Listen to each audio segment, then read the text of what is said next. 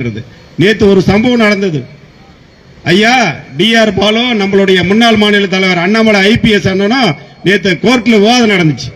அப்ப குறுக்கு விசாரணை நடக்கும்போது டிஆர் பாலு பார்த்து அண்ணன் கேட்கிறாரு, அண்ணாமலை அண்ணன் நீங்கள் ஊழல் பண்ணீங்களா, நீங்க அமைச்சரா இருக்கும் போது அந்த ஊழல் பணத்தை வச்சு 10 கப்பல் வாங்கினாங்க அப்படின்னு நான் சொல்லலைங்க, உங்க கட்சிக்கார அழகிரி தான் சொன்னாருங்க அப்படின்னு.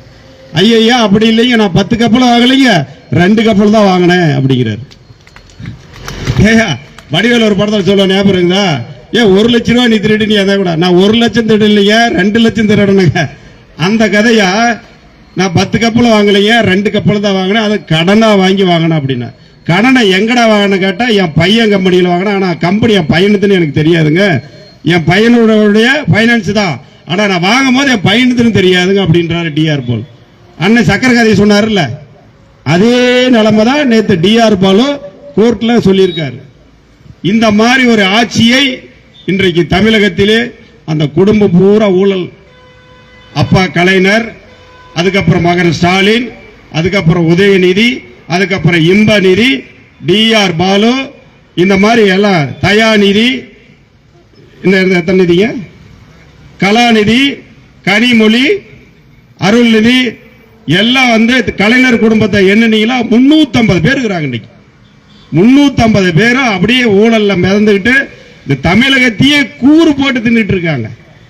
அவங்களுடைய குடும்பம் அப்படிப்பட்ட ஆட்சி நீ நடந்துட்டு இருக்குது. எடப்பாடி ஐயாருடைய குடும்பம் யாருக்காவது தெரியுமா? அவர் அப்பா பேர் யாருக்காவது தெரியுமா? அவர் மகன் பேர் யாருக்காவது தெரியுமா? அவர் குடும்பத்தில் யாராவது அரசியல் இருக்காங்களா? அதே மாதிரி தான் பாரத பிரதமர் நரேந்திர மோடியும். அவருடைய அப்பா அரசியல்வாதியா? அவங்க அப்பா என்ன பிரதமரா? அவருடைய பிரதமருடைய கூட பிறந்தவங்க 5 பேர் இருக்காங்க அண்ணன் தம்பிங்க, யாரும் அரசியலுக்கு வர கிடையாது. 13 வருஷம் முதலமைச்சர், குஜராத்தினுடைய 3வது முறையாக பாரத பிரதமருடைய அமைச்சர், ஒரு குண்டூசி ஊழல் கூட சொல்ல முடியாது பிரதமர் மேல. அப்படிப்பட்ட ஆட்சியை இன்னைக்கு இந்தியாவுக்கு கொடுத்துட்டு இருக்கு பிரதமர், பாரத பிரதமர் நரேந்திர மோடி அவர்கள். எங்க நீங்க கதை கட்டுறீங்க? அந்த மாதிரி இருக்கும்போது உன்னுடைய குடும்பமே இன்னைக்கு இந்த ஆட்சியில ஊழல் மிகுந்த ஆட்சியில பண்ணிட்டு இருக்காங்க. 40 MP இருக்காங்க தமிழ்நாட்டில இருந்து. என்ன நீ பண்ணி கிழிச்சிருக்கீங்க தமிழ்நாட்டுக்கு?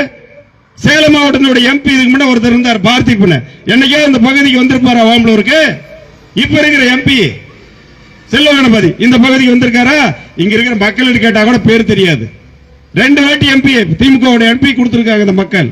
என்ன பண்ணிருக்கீங்க நீங்க? இங்க இருந்து பார்லிமெண்ட்டுக்கு போய் டீ பலகாரம் மட்டும் சாப்பிட்டு வந்திருக்கீங்க. ஒரு MP ஒரு வேலை நீங்க செஞ்சிருக்கீங்களா? எதுவுமே கிடையாது. நீங்க எதுக்கு போறீங்க இந்த மீசை முறுக்கிக்கிட்ட? சொல்லுங்க பாக்குற, என்ன நீ செஞ்சிருக்கீங்க? போன ஒரு நான் மனு கொடுத்திருக்கிறேன் அப்படிம்பாங்க. மனு யாரு கொடுப்பா? மக்கள் தான் கொடுப்பாரு.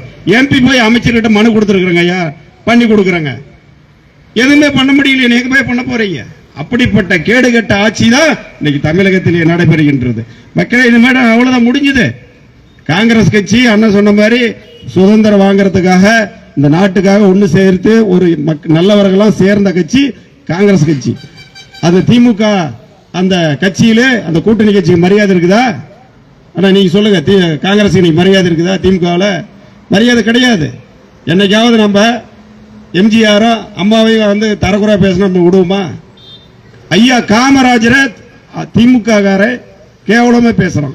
காமராஜரை கேவலமா பேசினா எனக்கே பிடிக்காதுங்க பிஜேபியில. ஆனா திமுகவில் கேவலமா அந்த நெறியாளர், அவர் பேர் என்னங்க, திமுக நெறியாளர் ஒருத்தர் இருப்பாரு, செந்தில், ஒருத்தர் காமராஜரை பேசினார்கள். ஆனா அதை கேட்டுட்டு கூட மான வெக்கம் சூடு இல்லாத இன்னமும் திமுகவில் காங்கிரஸ் இருக்கிறவங்க இன்னமும் கூட்டணியில் இருக்காங்க. இந்திரா காந்தி அம்மாவை கேவலமா பேசுறாங்க, எல்லாருமே கேவலமா பேசுறாங்க திமுக. ஆனா அப்படின்னு அவங்களுக்கு பதவி தான் வேணும், கட்சி முக்கியம் கிடையாது. இந்த நாட்டை ஆண்டாளமா இன்னைக்கு கல்வியை கண் திறந்து காட்டினவர் காமராஜர். அப்படித்தானே நம்ம படிக்கிறோம் புக்கில். அவரையே கேவலமா பேசின திமுகவோட இன்னமும் கூட்டணி வச்சிருக்காங்க.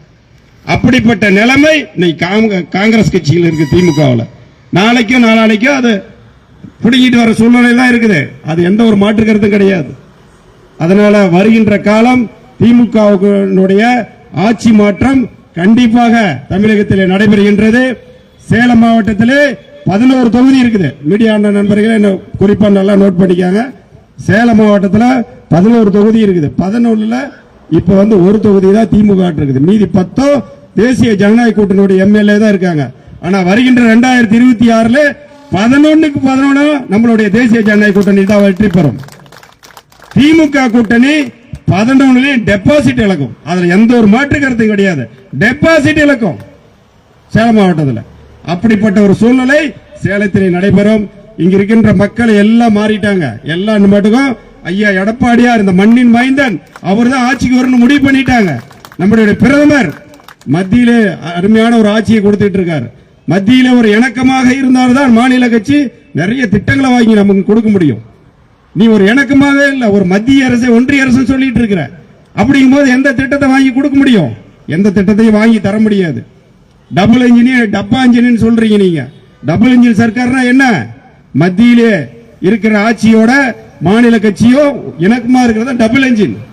இன்னும் 20 மாநிலத்தில் ஆட்சியில் இருக்கு பாரதிய ஜனதா கட்சி. நல்லா நோட் பண்ணி, 20 மாநிலத்தில் ஆட்சியில் இருக்கு. ஒரு வாட்டி பிஜேபி ஒரு மாநிலத்தில் ஆட்சிக்கு வந்தா மறுபடியும் அதே கட்சி தான் பிஜேபி தான் ஆட்சிக்கு வருது. அதே மாதிரி 1600க்கு மேற்பட்ட எம்எல்ஏக்கள் வச்சிருக்கிற கட்சி பிஜேபி கட்சி. 400க்கு மேற்பட்ட எம்பிகள் வச்சிருக்காங்க. அப்படிப்பட்ட கட்சியோட கூட்டணி வச்சல உனக்கு என்னப்பா அது? திமுகவுக்கு பொறுக்கல.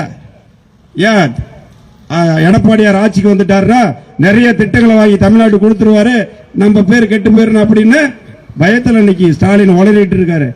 இன்னைக்கு கண்டிப்பா 26ல எடப்பாடி ஆட்சி தான் வரப்போகிறது.